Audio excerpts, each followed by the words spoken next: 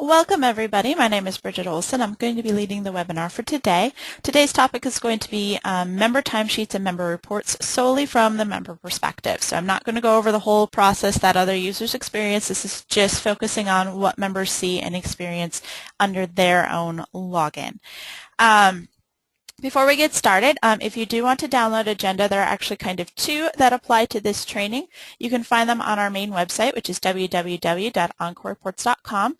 If you go to the sidebar where you'll see our list of upcoming webinars and trainings, there's also a link there to download training agendas. If you click on that link, it will take you to this page, and for today's training, the two topic-based agendas that apply are going to be member timesheets as well as member reports, since we'll be covering both of those today.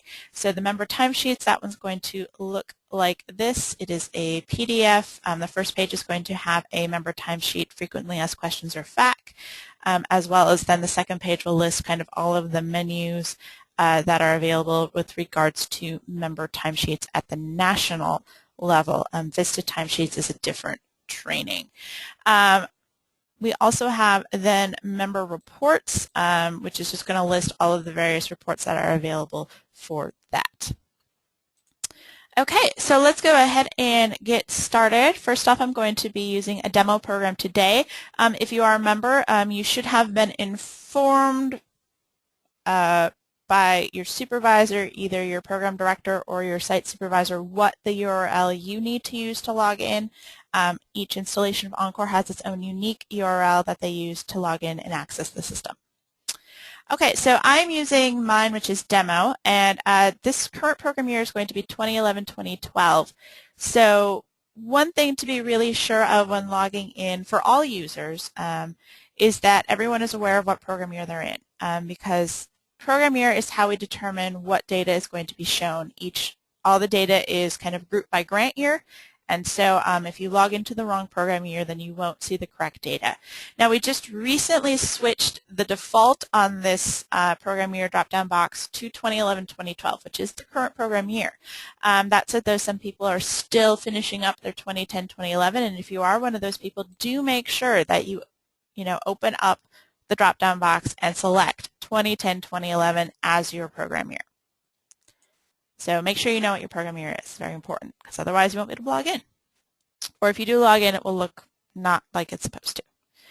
All right, so I'm going to be using my test program today, and we're going to be logging in as an AmeriCorps member, so I'm going to be clicking on the AmeriCorps member link. It is really, really important that you always click on the link that corresponds to your user level, otherwise the system won't know where to look for your login information, and it'll say you don't exist, even if you do. So all AmeriCorps members need to make sure that you click on the AmeriCorps member link to log in.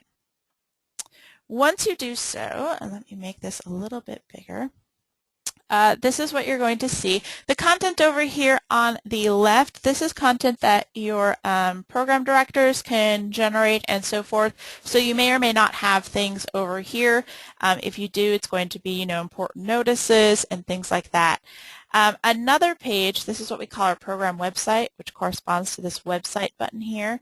We have one other page, which is called resources, and this page allows you to basically download files. So if you have been told that you can find files available for you to download as a member, they're talking about this page, which is called the resources page. And I'll show you how to get to this page once we finish logging in as well. But just be aware, you can get to this page even before you go ahead and log in. And there's just going to be various things you can download here, download core components, your policy, pictures, logos, whatever. And again, this is all content that is set by your directors. So if there's nothing here, that's fine. You're not missing anything. It's just they didn't choose to put anything up for you here. You'll notice that you can log in from either page, either the program website, which I can switch back to, or from the resources page. The login box is here for both. Your username and passwords, those should have been distributed to you by either your site supervisor or your program director. And if you also don't know those, you can send us an email at help@oncorreports.com. However, be aware that if you haven't, had a meeting about OnCorps with your directors or trainings about this, you probably don't even have an account yet, in which case we won't be able to help you. So That said, though, this is username and password. We also have an email retrieval system, which can send you your login and password. The only requirements are, one, that you've clicked on the right user level link on that previous page to take you here, so you're in the right user level area, and two, that the email that you enter in here is the email that we have on file for you in our system. And if both of those conditions are met, if you hit send, then with your email address, we will send you your login information automatically. That said, let's go ahead and log in.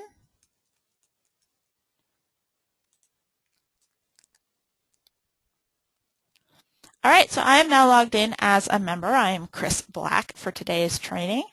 A couple things I just want to point out about this before we get too far. The first page that you're going to land on is going to be your home page, and your home page is going to contain notices about things that require attention. For most members, it's just going to really involve timesheets. So the first notice you'll probably see is going to be something like this. Your next timesheet is due, and it'll give you a date. Now just be aware, this isn't going to remind you when you're late. It's just going to say this is when your next timesheet is due, and when that date passes, it will then update to the next timesheet date that is due. But it will always remind you when you come in when you need to turn in your next timesheet. You'll also see that I have some notices here also related to timesheets. These are timesheets that have been rejected, which means my supervisor has found something wrong with them and has sent them back, or that they've been unlocked. And that means that my program director was the one who took a look at that timesheet and sent them back for whatever reason. Sometimes that reason is administrative, meaning you may need to switch your supervisor, and so they have to do a little juggling around with your timesheets to make that work. Or other times it could be that there is legitimately something wrong with the content of your timesheet that you do need to correct. So always make sure you're reading your notice, your reasons here for these notices. And I'll talk a little bit more about kind of how you can get these and what it means and what you need to do when you get them in a little bit. But these are generally going to be the notices that you see on your home page as a member. Some members also have custom content that has been created for their program, and so there may also be notices related to that. A couple things I just want to point out really quickly before we get into timesheets properly is that, in addition to timesheets being noticed on here, there's also a couple other things. For example, I have a help option here on a page toolbar. The page toolbar is going to have all sorts of kind of things on it. So this is going to display a pop-up that just has help related to this specific page. There's also going to be a create PDF on many pages on this kind of page toolbar. And so if I click on that, it will basically take a snapshot of the page I'm on, and it will make a PDF like so. And so you're going to see these on the page toolbar throughout fairly often. There's one other thing that you'll also see in certain instances. This one isn't going to be everywhere, but this is a report, and if I run it, you'll notice that I have an export button now on my page toolbar. So if I click on my export button, it will basically allow me to export this data into usually Excel or some sort of other program so that I can take a look at that. When you do click on that export button, it's going to open a window in a new tab, new page, depends on your browser settings, and you'll see the data that you're going to be exporting. At the top of the page, there's going to be a select a format drop-down, a little bigger. And this is going to have the various options for exporting the data. So you can have it in a file that you can then do with what you will. CSV, that's going to be a spreadsheet type. A TIFF is going to be an image. Acrobat PDF is a PDF. We have a web archive, which is going to basically display the data as a web page. And what most people are just going to go right to is Excel. So let me select Excel, click on the export link next to it, and it will basically open up a spreadsheet, which is going to take a little bit for Excel to open for me. But basically that has this content that I just downloaded from the system. So whenever you see a button, that's what that does. That's how it works. That's why it's there. And let's close that, and go back. Also, do let me know if you can't hear me for whatever reason. I can attempt to switch my audio option to a different one. Sometimes that'll help. So that's the page toolbar. The next thing I want to point out that's just a general sort of feature that really doesn't have any page-specific things related to it is the header. The header is always going to tell you, what year you're in, what program you're in, what level you're in. It's also going to have a link at the top to view edit profile, and this is a shortcut that takes you to this page. Now this page allows you to basically update your own contact information as you will. You can also update your own password and other items. So just be aware that this is where you can kind of be in charge of making sure the address that we have on file for you for your email and so forth is the right one, or you can go in here and update your password. You can't change your login, but you can change your password and so forth. And that's going to be found again, the View Edit Profile in the header. It's also a shortcut to Directories My Profile. They go to the same spot, give you the same form, but it allows you to be the one in charge of updating your contact information. Next to the View Edit Profile, you're also going to see a logout. Obviously, this is where you log out. Do make sure you're logging out if you share your computer with another OnCorps user. That way there will be no kind of transfer of data and accidentally logging into someone if their cookies are still active and so forth. So just always make sure you log out. Always a good policy. And then finally, before I get into timesheets properly, and I know I have a timesheets question that's coming up that I'll answer during that, that program website and those resources page that we saw when we were logging in, you can access those after you log in at the bottom of every page. So there's going to be a link to the program website and there's going to be a link to resources. And so if I click on resources, it's going to take me back to that resource page where again I can download items and so forth. Now I've already logged in. The system knows I've logged in. So instead of having a login box on the right, I have a new button. And the new button in the toolbar is called OnCorps.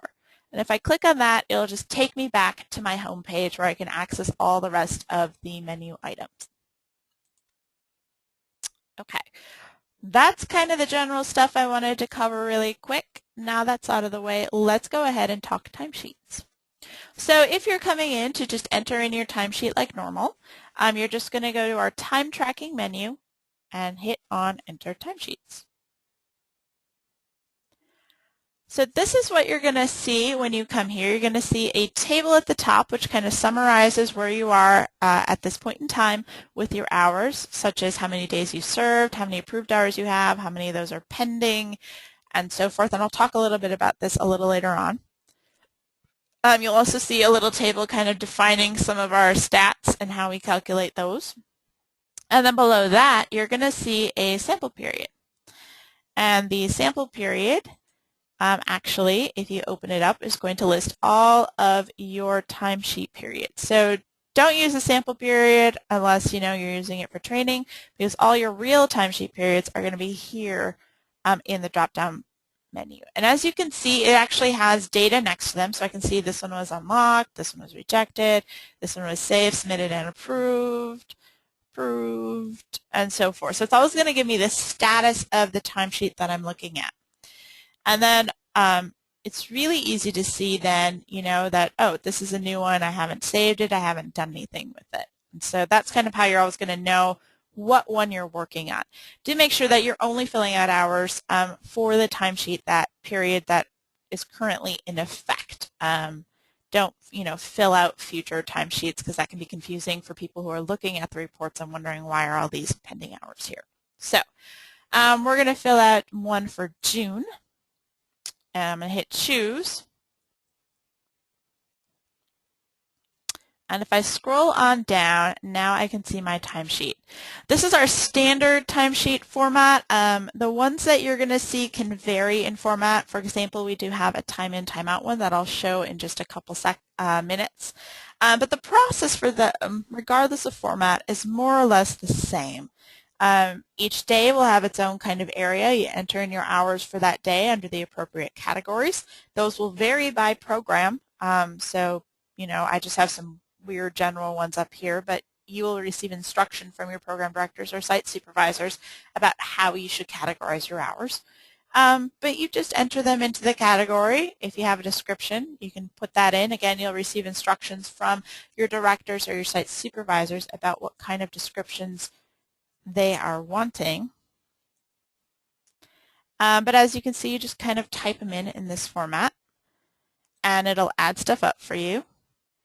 The last thing I want to point out, too, about just entering hours in, especially if you're typing them in, is we only accept hours in quarter-of-an increments, unless you're Missouri. They have a special exception for that. So if I'm typing in, say, 1.33, that will not work. It is not acceptable because I don't know what 1.33 translates to in terms of minutes. But, you know, 0.25, 0.5, 0.75, those are all quarter-of-an-hour increments. So you can either have hours ending in 0, 0.5, 0.25, or 0.75. You cannot have any other ending decimal-wise for hours.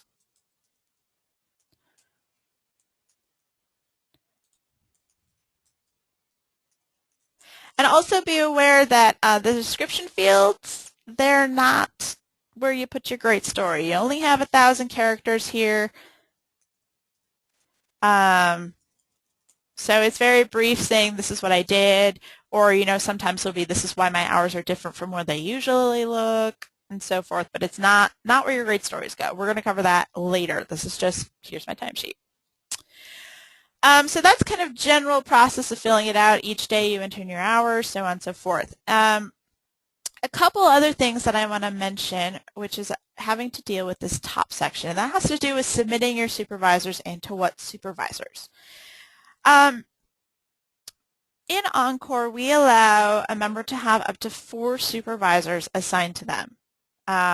If you have more than one, this is what it's going to look like. You're going to see all the supervisors assigned to you, and each one will have a checkbox. And again, this is very much a policy thing for each program, so it'll vary. But basically, the lowdown is if you need this supervisor to approve your timesheet, check the box by their name.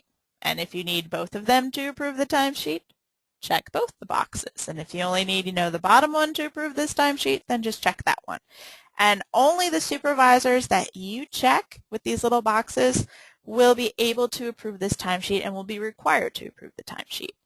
And anyone that you check the box to, they have to approve the timesheet, otherwise your hours will not be considered approved until everyone it gets sent to has approved it. And like I said, if you have questions about how that should work for your program, you should take those up with your program directors, as it's very much policy. It varies a lot by program on how they want to kind of handle, or even if they have multiple supervisors. Now, if you are a member that only has one supervisor assigned to you in your record, all timesheets automatically go to that person, period. So it's only if you have more than one supervisor assigned to you, then you get to choose who gets to approve your timesheet for every timesheet. All right, so you'll just kind of scroll down. You know, you have your whole day. As you go through, you can save. And if I save this timesheet, it's still in my hands. It's still something that I can modify and, you know, do stuff with. So here it is, timesheet I was working on. It has been saved. So I'll open it up again. And I can go in and do this daily, kind of enter in more hours.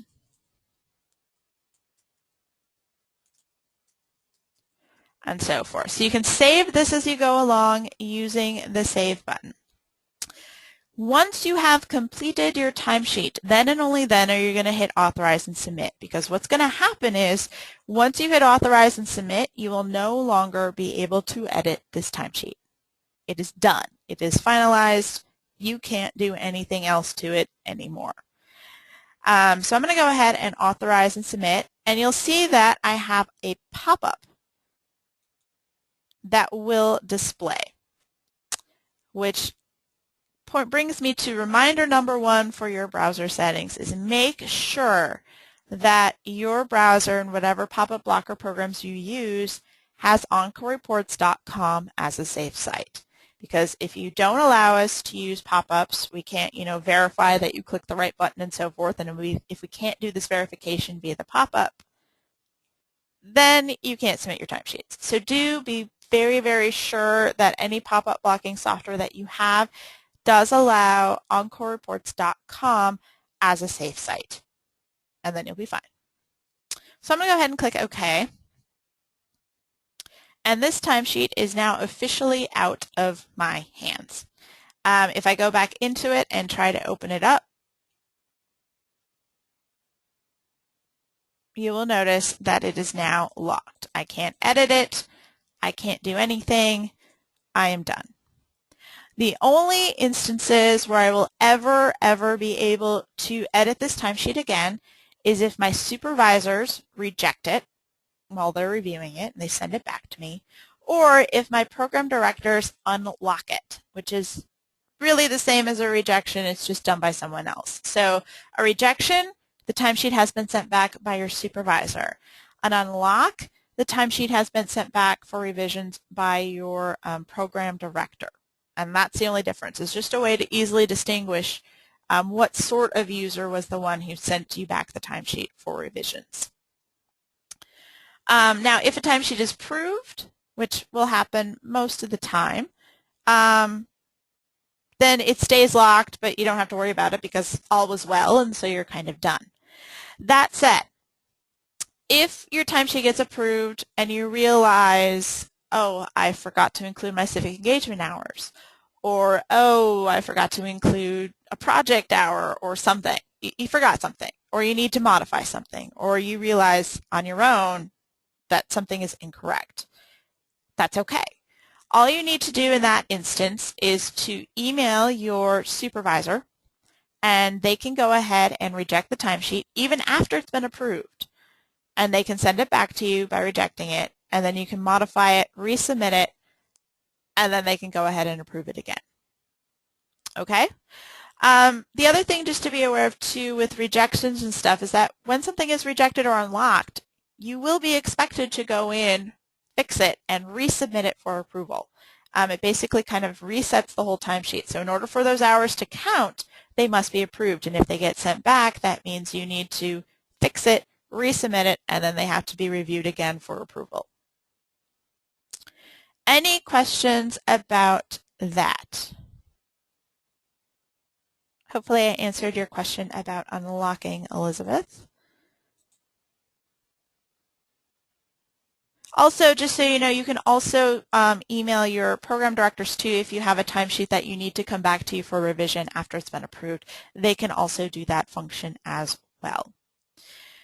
Now, anytime a timesheet is rejected or unlocked, you will receive, as we saw on the home page, notices, like so. They'll always include the reason, unless they forgot to type it in. And then you will also receive, as well, email notifications. So you'll see it in your email. You'll also see it on your home page anytime that a timesheet is sent back to you, either via rejection or by unlocking. That is submitting timesheets. Are there any questions about the kind of mechanics of it?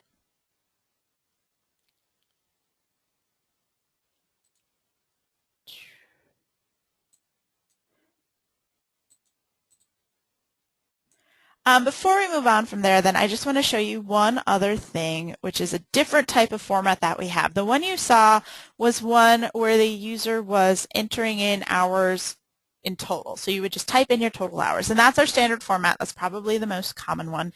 But some of you may also be using some sort of time in, time out one. They all more or less look the same. They function more or less the same. So I'm just going to show you one that kind of has the one special function you may see with the time in, time out. So the same process to get started with time in, time out timesheets is the same. You select a period, you hit choose, it'll open up the timesheet. This is one where they only have one supervisor. They do not have multiple, so you don't see the supervisor list here. But to fill it out, basically you're just going to select the time you came in. Okay, we'll be a little more reasonable than that. Came in at 7. I left at 1 p.m. and that's kind of the amount of time I did doing some sort of activity. So let's say I had a meeting training from 7 to 1. And during that, I took a 30-minute lunch.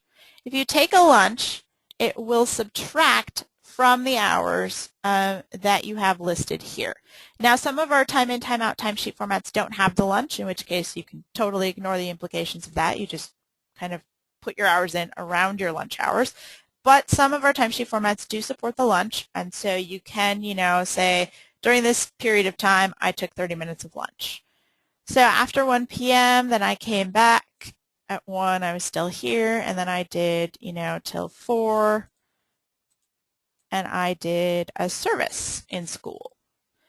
Now, if I try to add lunch here, it's going to yell at me because you can only have lunch at one spot, and then it'll erase it, and then you have to select it again.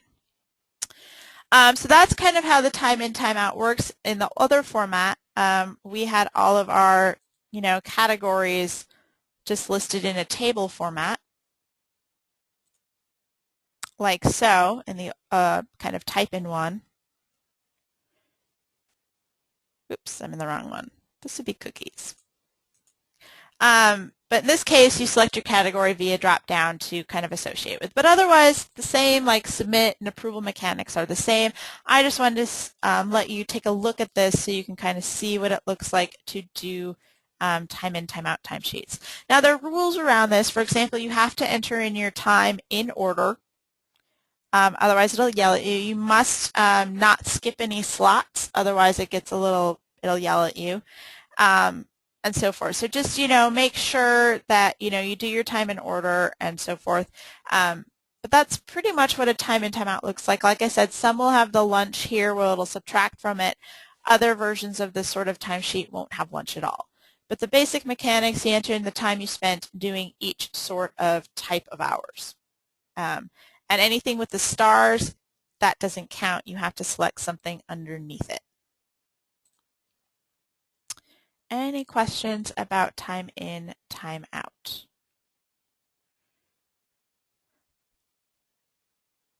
As you can see, you have the same kind of buttons to save it, come back to it later, or to authorize and submit as well at the bottom.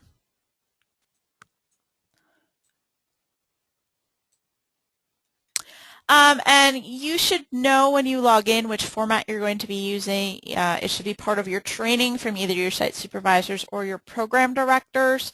And it should be pretty apparent once you log in and go to enter timesheets what format you have. So just be aware this is what time in, time out looks like if that happens to be the format that you see when you go ahead and log in. Otherwise, you'll probably have some type of the standard format, which is where you type in the total hours you spent throughout the day. All right, so I'm going to go back then. And I'm going to log back in.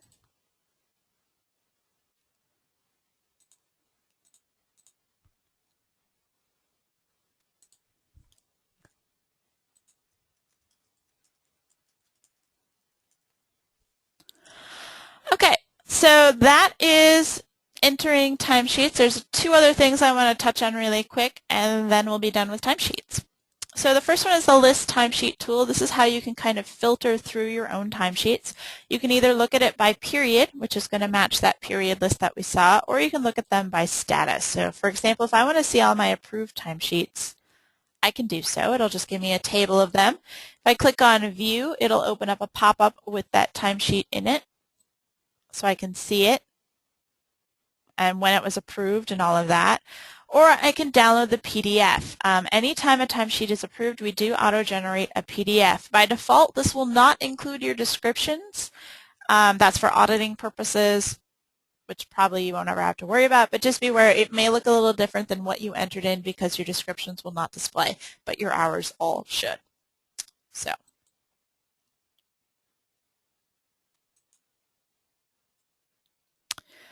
that's a filtering tool there. And again, if you want to see, where all my submitted timesheets at, you can do that there. It'll show you who submitted them, who we're still waiting for approval on, so forth, and so on. So that's list timesheets. It's just a way if you want to find a specific one, make it a little easier.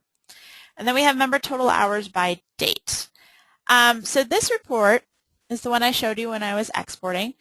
You'll see that I have at the start of it, I have the option, this is completely optional, to enter in a start and an end date. So I can do that if I want. Otherwise, if I just click View Report with no date, it'll just show me my year-to-date values as of today's date. So this table is going to show you various things. It's going to show you what hours you said you were going to serve for this year, how many days you served so far, how many hours are approved, the hours for each category, and as you can see, I have a little key down here. So like training 1 corresponds to general training and so forth. And then I have my stats. Depending on your timesheet periods, which can range from weekly to monthly, the stats may or may not be that useful to you. We'll always show you, though, how many weeks you have left and how many hours you have left based on approved hours only. So if you have a monthly timesheet, that's a long time before you end up getting more approved hours. So the stats might be less than useful then, but we will show you how many weeks you have left and this average weeks per target. This basically shows, given your start and end date and the number of hours you've committed to, how many hours you should be working each week to complete your service on time. So it's a nice target to shoot for. Here, just kind of, if you divide up the entire chunk of time evenly, it gives you a nice kind of, I should be shooting for around this most weeks, and so forth. And then your average weeks current is going to show how many average hours per week you are currently working on based on all of your approved timesheets. So that's the stats. Again, you can see the list of our equations here. But I just thought I'd point out some more useful ones. The last thing I want to talk about with this table is pending hours and what that is and what it means and why you might be asked about it.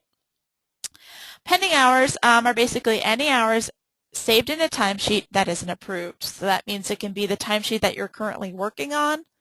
It can be the timesheet that you just submitted but hasn't been approved yet. It can be the hours in a rejected timesheet, and it can be the hours in an unlocked timesheet. So you may be asked, at some point if you have a high pending hours. Program directors generally don't like that, so this is why I recommend not filling out timesheet periods before the one that you are working on, just because you want to see how your hours will play out. I don't recommend doing that. You may get comments from your directors based on their own policies. But it's also a warning flag for them. If you have a lot of rejected or unlocked timesheets, then you want to resubmit those so you get counted for those hours, because the only hours that will count are approved. So just keep that in mind. Approved hours are the really, really important hours. Those are the ones that count. But that's what pending hours are, and why you may be asked if you have a lot, because program directors do take a look at that just kind of as a management thing. Okay, that's timesheets. Are there any questions about that?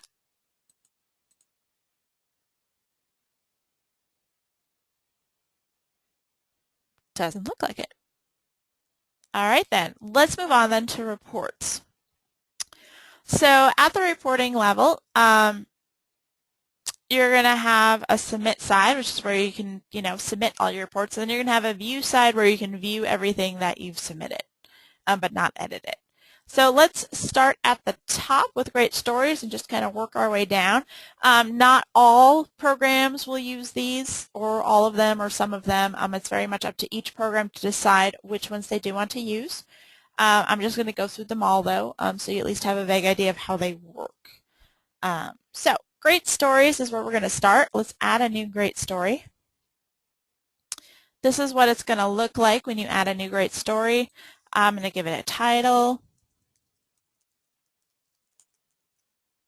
I'm going to give it a date. My reporting period is Q1 for most programs, but again, if you have questions about what quarter you're in, a lot of AmeriCorps programs kind of run off of school quarters as opposed to year quarters, so it can sometimes be a little confusing. So you should confirm with your director what your quarter system is. And then I'm just going to enter in a story. Lovely story that it is.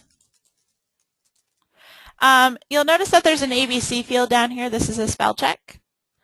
It is sometimes amusing to see what it makes out of, keyboard smash, like skyjack, fax,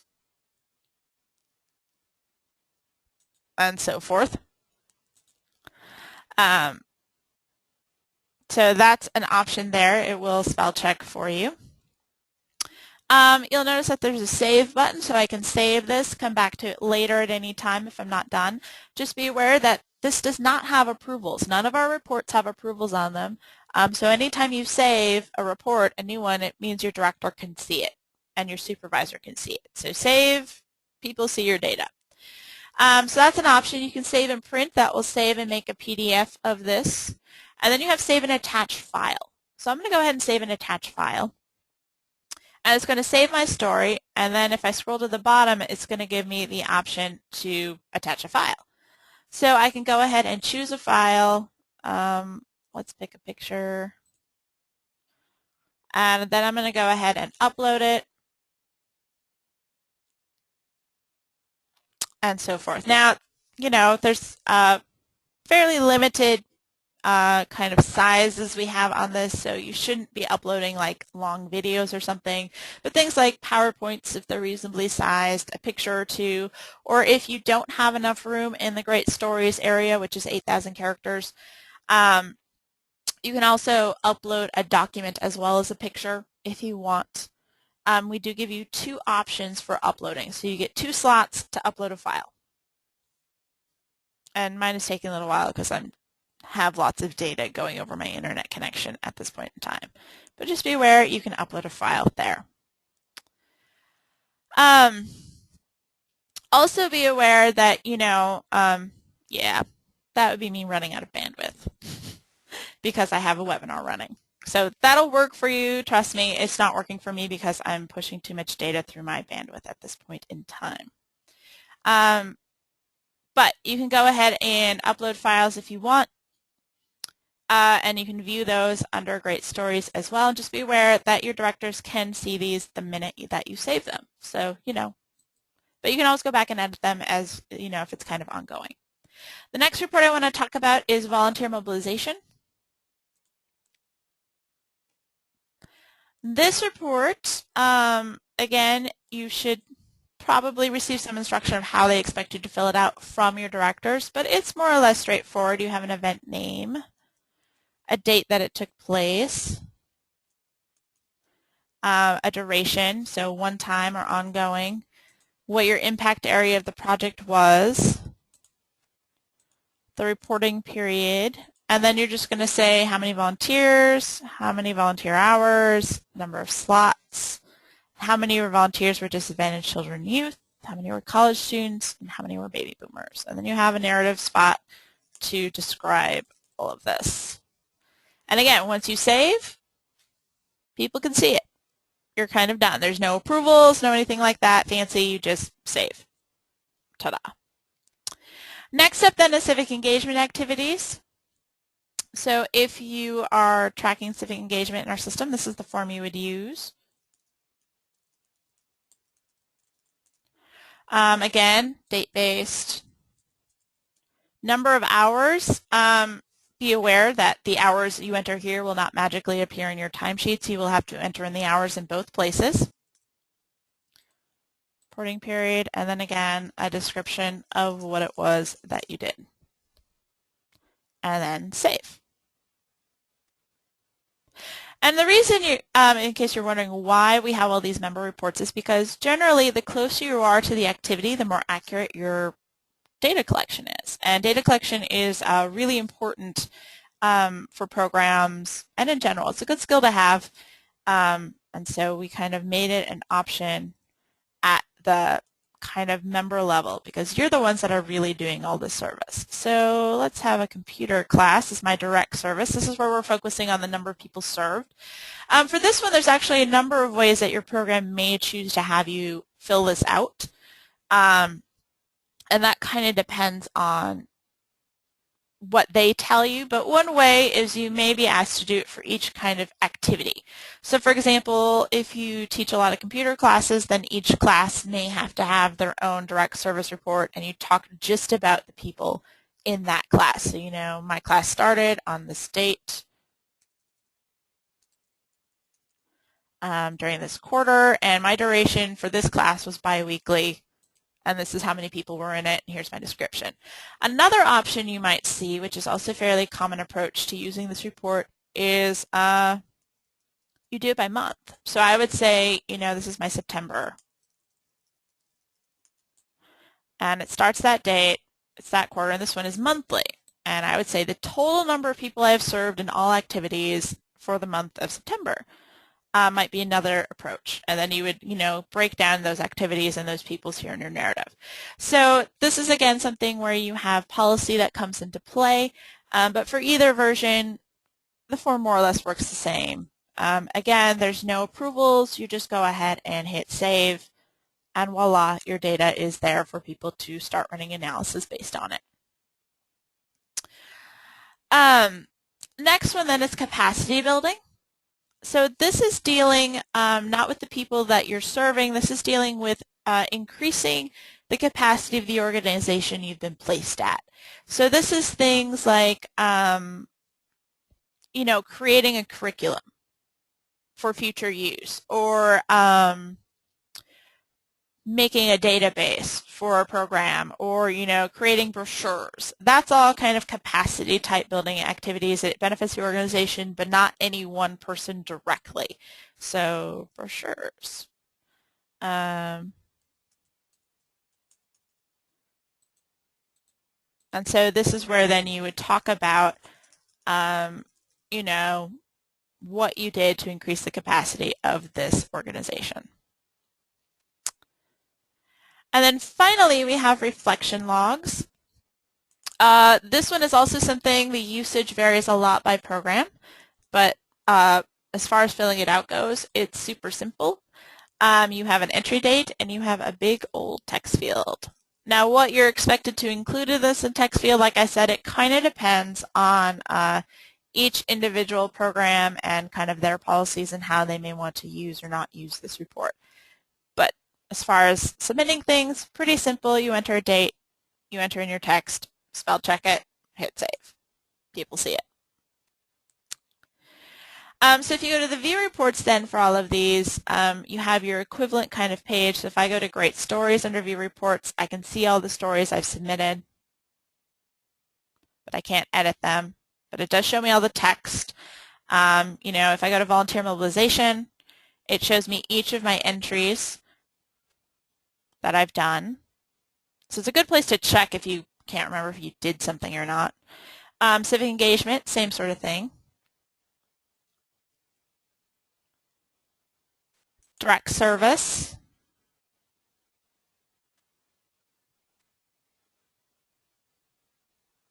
Capacity building.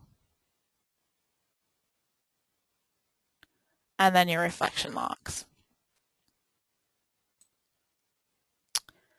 So those are kind of the view side. Like I said, they just show you what you've entered. But basically, that's the general reports that we have in OnCorps reports. The one that most of you will probably be required to do is Great Stories. That's our most popular report, probably.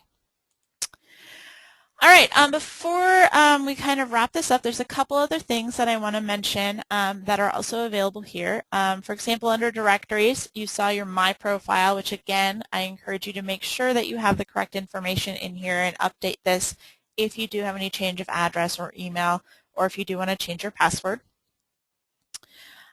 We also have a program directory option here. This one's a little entertaining in that I can click on a folder and it will kind of expand out the program. So I can click on someone and see their contact information. There's also an export for this that will show kind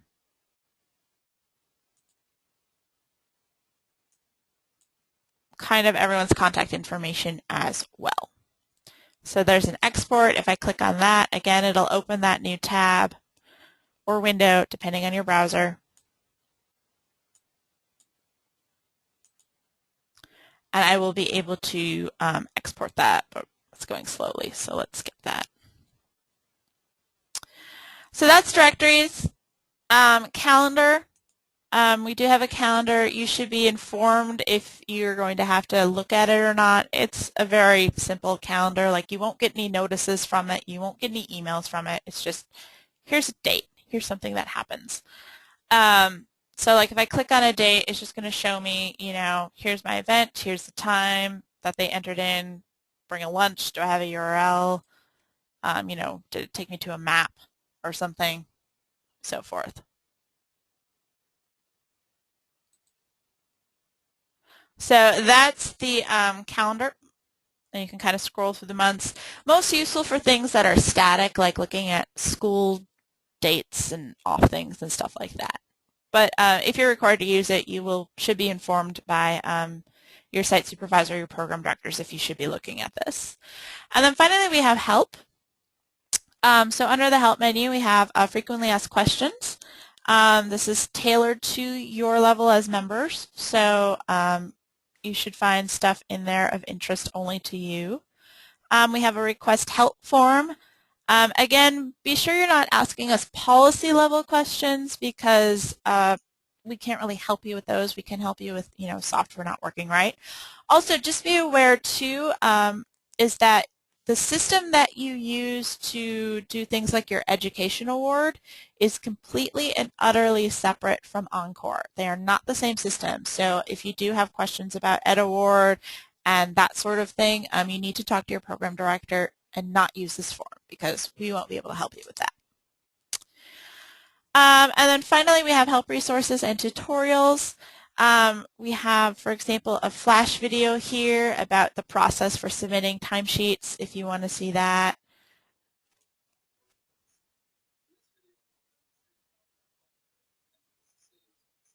So on and so forth. So feel free to check this out and watch these at your leisures. We have what we basically covered today here, only in much shorter chunks. Member timesheets as well as submit reports. All right. Are there any questions then? Because this is pretty much what I planned to cover for today, which is everything available in the standard AmeriCorps member sort of installation of OnCorps. Like I said, some of you may have additional reports that are required from you, but covering all of those would be a little bit much for this hour. So are there any questions about any items that came up? Now would be the time to ask. Otherwise, if you don't have any questions, hopefully this was useful to you. And you can feel free to log out of the webinar by going to the upper right-hand corner and clicking the X in your control panel for the webinar.